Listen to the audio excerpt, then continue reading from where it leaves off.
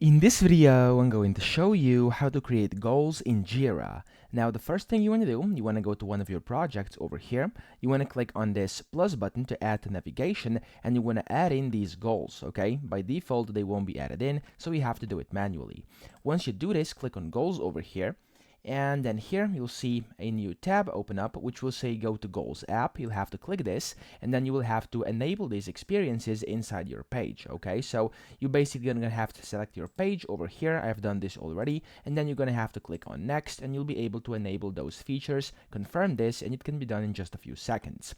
After you've done this, you will not go to this create button because you won't be able to create a goal up here. However, you will have to go up here to the top left, click on those kind of four squares, and then switch to Atlassian Home.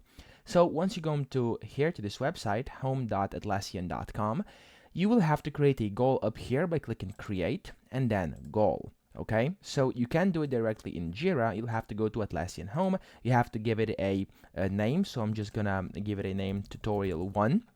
And then you have to select a date. I'm going to do, for example, let's do September. And then here, of course, the owner is going to be you, and you want to click on create over here.